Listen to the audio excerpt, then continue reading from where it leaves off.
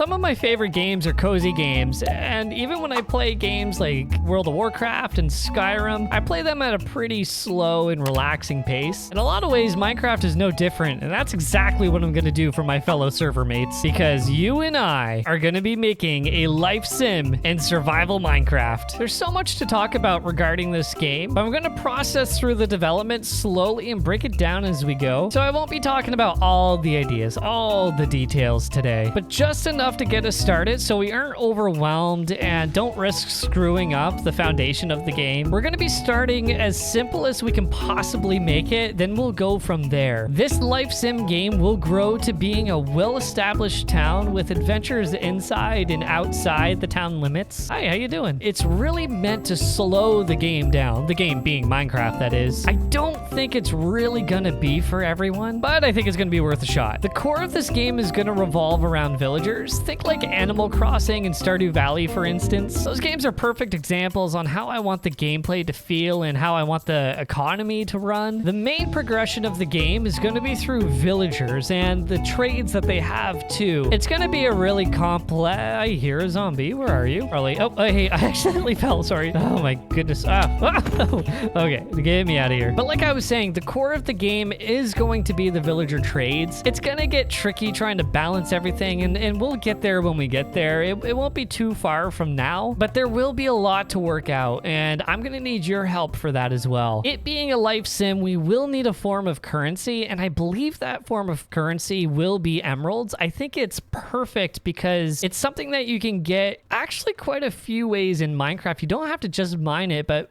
obviously, the big one is from the villagers. We're going to have to take advantage of those villager trades to kind of work the economy in the game. Again, we'll get there when we get there. And as of now, I think the emeralds will be the only source of currency. I've played with ideas on not alternate forms of currency, but like secondary things. So you think in real life, it's like we have quarters and we have dimes and nickels. It's something like that. So it's like if the emerald's the dollar, maybe like a gold nugget would be 50 cents or something like that. You know what I mean? But for the sake of my sanity and the whole development of this game, we're going to start as simple as possible and we're just going to go from there. I think the emeralds right now will be our only currency, but that could change. It's tentative, but as of now, it's the only one. I think that's my mindset going into this. It's actually also important to say that the emeralds will have dual purpose. They won't just be the currency. I'm going to try to work something of a simple scoring system in the game, I think, that we could use the emeralds for as well. In my head, all these things sound pretty cool, but once we actually start developing it, we're going to see a lot of the growing pains and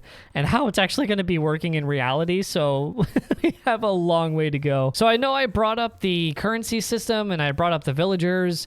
What I haven't talked about is the location yet, and that's where we are right now. We are in the location of the game, and when I mentioned before that we will be building an established town, this here where I'm standing and where I'm pointing my cursor will be where we are building our town. All right, so I'll go ahead and fly around and show you guys the area that I picked. It was a little bit of a challenge because the thing about Cornerstone Season 3 is that this world is generated off of the Terralith mod. So these are all custom biomes that don't add any new blocks to the game, but it just rearranges everything to add these really special looking biomes. Like, you know, this right here. I don't know what kind of biome this is. We are in a Yellowstone biome. There you go. But I've been sitting on this game idea for so long, and I always imagined it in a forest, around a mountain. This was like a pretty decent mountain over here. Now there is this mountain. I do plan on doing something else around here. Like I said, we will have the town in this main area, but there will be outside spaces, and that will also host different sections of the game, different, you know, adventures or professions. I'm getting really ahead of myself here. Like I'm gonna tone it back and we'll go back to the simple stuff. But I flew around this world for so long looking for a place, and I finally found an area I was happy with. That's all I'm getting at. That's what I'm really trying to say. All right, so for this next part, I got to fly over here for a little ways, but I'll do some explaining as we're flying. The reason why we're starting with the villagers for this game is because we got to get the trades right. We need to know all the trades that we're working with going into the game so we don't risk breaking anything. Every villager, every profession has probably thousands of different patterns of trades that you can get. This is actually a really cool village over here. I really like this. Oh, and I think I'm dead. Uh-oh. Uh-oh, I think I'm about to die. Oh my gosh, I can't believe oh man, it's okay.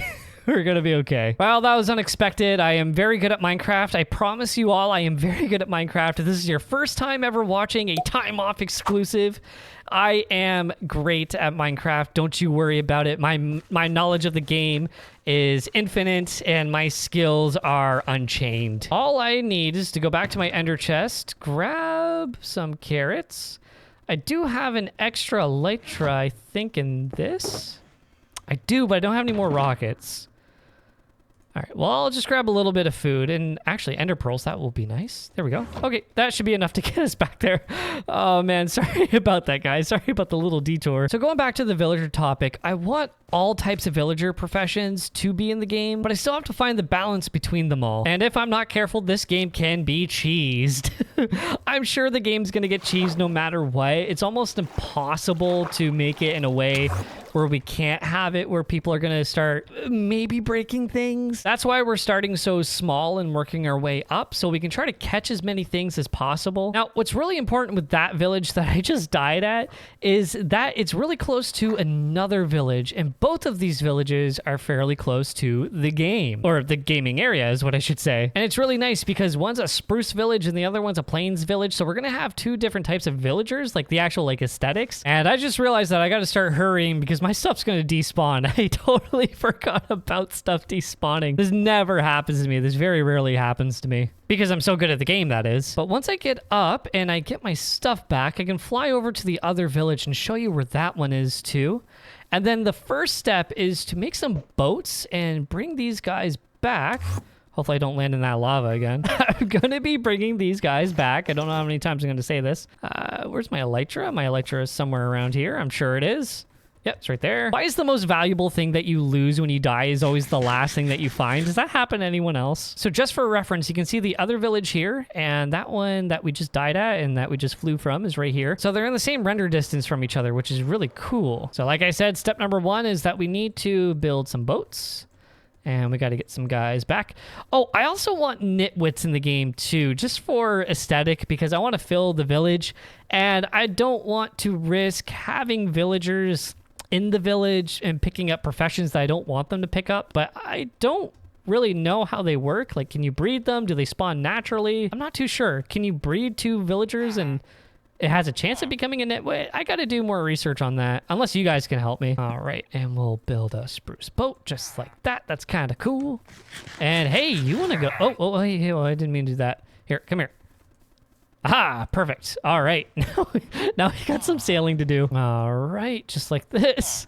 I'm super good at Minecraft. You guys all know that by now. I know this river goes fairly close to the game, but it doesn't connect exactly to the river that's going to be around the village. So once we get the villager over there, I'm either going to have to bait him with something like a workstation, or we're going to have to do some terraforming and keep sailing him over. You can see the scaffolding, so we're getting pretty close. Yeah, I guess that's really the only way I can go.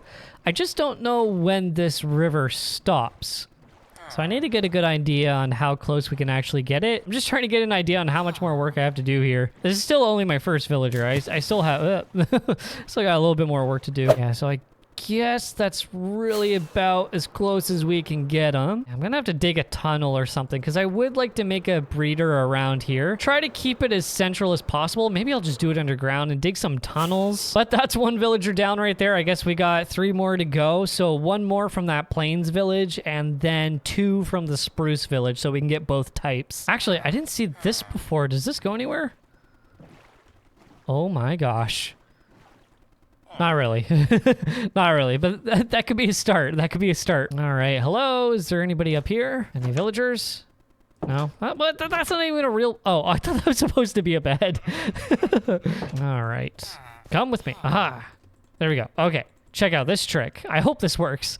I don't think I've ever really done it this way before, but let's see if this does work. Okay, so if I place this barrel here, I think he will want a profession. But it might have to be daytime. Okay, so if I break this boat, and I don't want to hurt the guy, he should go over, get the profession. Beautiful. And if I do that again, Should come over and get the profession. Yes, let's. All right, let's go.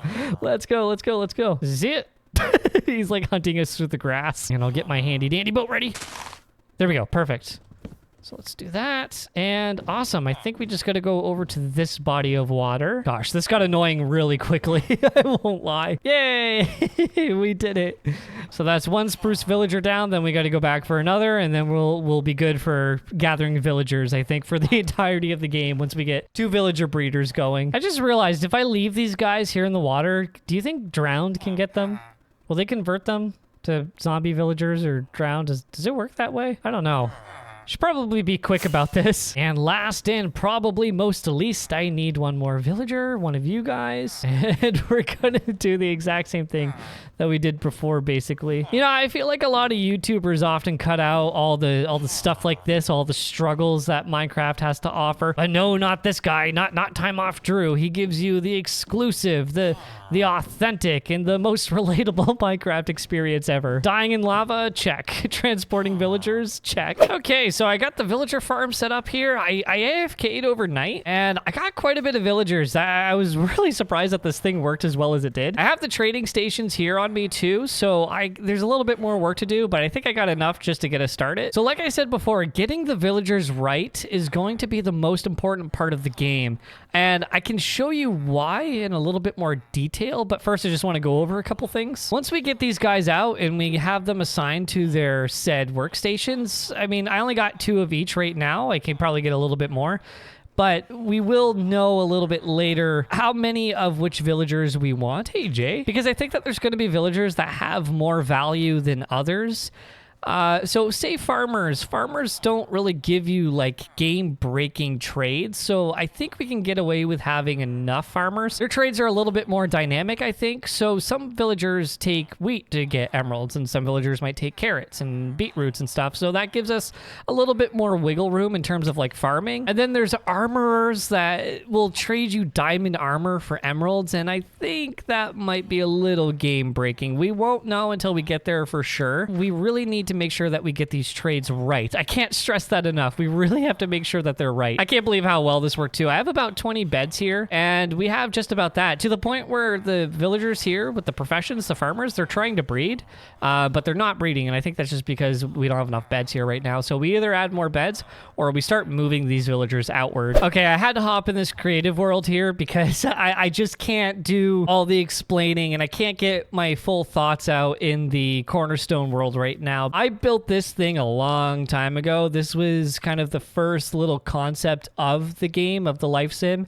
and trying to get the villager trades down and like not balanced, but just figure out like what's out of balance so we can balance it later. I spent a lot of time fishing over here, but truth be told, I think the best fishing results happen in 4 deep water, which is what this was an attempt of, but I think it has to be 4 deep naturally spawned water. So that's what this was. It was kind of a broken setup, but at least I had the villagers over here, and I had a lot of the master level unlocked, right? The master levels. I have every profession here. I have a little bit more than others, and you'll see that I used the red glass here, and that's just kind of to symbolize a villager that might be locked in the game. So maybe you won't have access to them until you get to a certain level, or you get to a certain point in the story if you're playing through like the story of the game. I want to go over the villagers here and talk about the trades and talk about the obstacles that we're facing here. For example, you're looking at the leather worker, and this is going to be a great way to get some early armor in the game. There's stuff like turtle skew. It's like, will that be accessible? Because ideally in my head,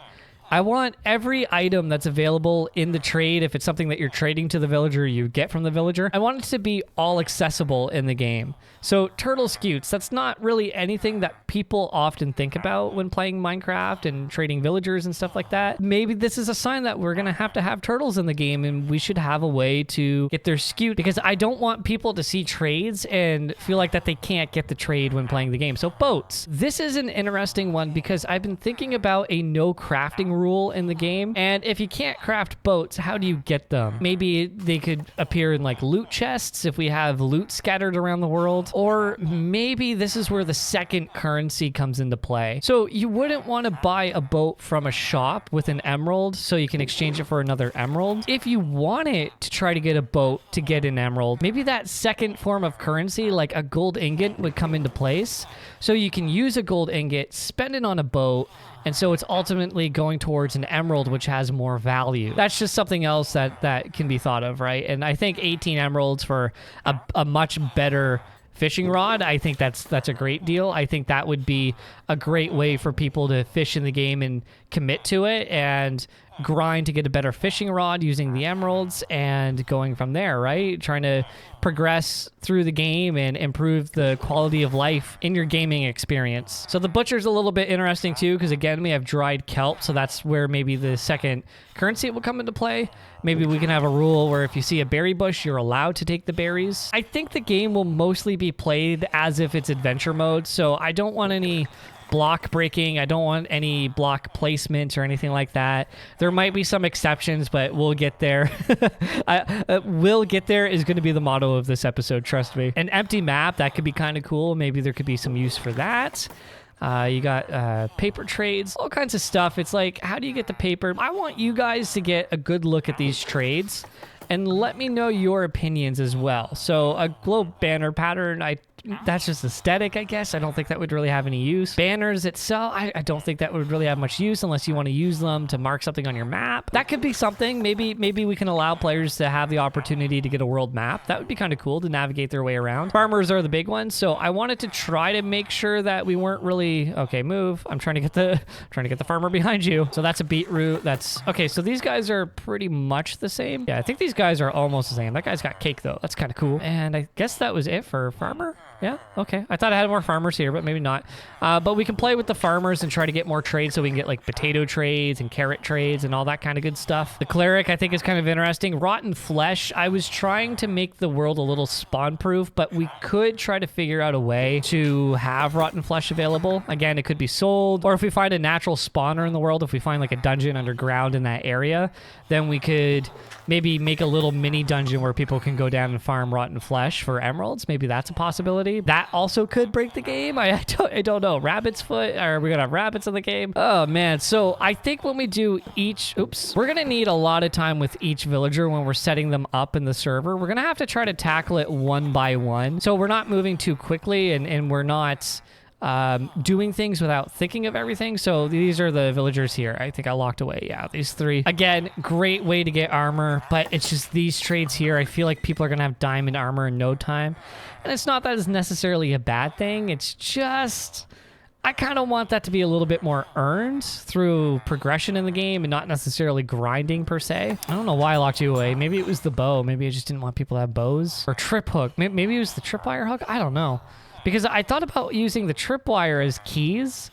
But since I think you can get them in certain trades. I don't know what to do. I don't know what to do for those. Like I said, guys, there's so many ideas to work out. It's just, it's nonstop. It's never ending. The Mason is an interesting one. We'll come back to this guy a little bit later, but we might have some sort of housing system or a property system where people can buy property and build a home, but they need to buy building blocks. They can't craft. They still have to buy everything. I think that could be kind of cool because inventory is going to be a thing too. So we're going to have like our main player inventory for the game. Eventually when people are playing, they're going to start running out of inventory. So what do? Maybe that's when housing comes into play. I thought about the idea of having pre-built houses, and the bigger the house, the more expensive. But if you buy a bigger house, you got more storage. Maybe you can buy property and build a house, and the more you invest in it, the more chests that you can get. I don't know. Or maybe both. Maybe we could do a little bit of both. Try the best of both worlds. Paintings, all that kind of good stuff. I thought that was kind of interesting. Again, I think this is more aesthetic than anything. If you needed a bed, you have somewhere to buy a bed. 1 diamond. So we got to figure out a way to get diamonds, because I don't even think you can't trade to get diamonds, right? So we got to find a way to be able to get diamonds. We got the librarians over here. Librarians are going to be really tricky because they have the enchanted books. I do have a plan in my head with the enchanted books on like what we're going to do with them. It's going to be a little interesting. That's going to be not even just its own episode. That's going to be a whole series of episodes when we get to that one. Again, we got more aesthetics, Why did I lock you away? Because your weapons and your tools. Oh gosh, the joys of this game, the joys of this game, and the joys of the uphill battles that we have to put this life sim together. It's just nonstop. So when you're farming, you need 20 wheat to get an emerald. Okay, so you can have the ability to farm in the game. It's just we need to know how much that we're allowing players to farm all at once, and especially if it's like a shared farming area where you're sharing it with other players. Like if they want to focus on farming at the same time you're focusing on farming, how can we try to balance that? Because if it's 20 wheat to get an emerald, how much are we allowing the player to farm all at once? And the same with the beetroots and the pumpkins. Yeah. A lot of stuff to think about. So yeah, I think this game is only going to grow from here. And I hope you guys can also see the importance of the villagers and why they're the core of the game. The more content I'm putting out of this game and the more we work on it together and we have a conversation about all the decisions being made, I think it's going to really improve the development of everything, and I think it's gonna come out really smoothly. And all in all, it will create a better understanding of what we're trying to do here. I think the vision of the game is going to be a lot more clear when the development progresses a little bit more. And once we get to that point, I hope it's gonna be a lot easier for you guys to get your ideas out and make your ideas more clear as well. I like to think that it's obvious that this game won't be made to be played only once. It's gonna be made to be played for multiple hours. So my goal is when people come through that portal, probably not that exact portal, we'll move the starting area when people come in through the portal and they start the game. I want them to be playing and I want them to sign out here, and when they log back in, they're ready to just keep playing. But I mean, like I said, it's not going to be made for everyone. If people just come in and they play a little bit and then they want to go out and work on the rest of what they're doing here on the server, then so be it. That's totally fine by me. I just don't want people to really give up on the game. I want people to be coming back, and I want them to feel like that they have their own character that they're playing here. And there's always going to be ways to level up your character, to get your character stronger, to learn more professions, to progress and figure out all the mysteries that the game will be laying out for the player, and, you know, put their name up on the scoreboard and all that kind of good stuff. There's so much to be thought about this game. I know it's a very ambitious idea, and that's why I'm trying to just break it down as we go. It's, oh gosh.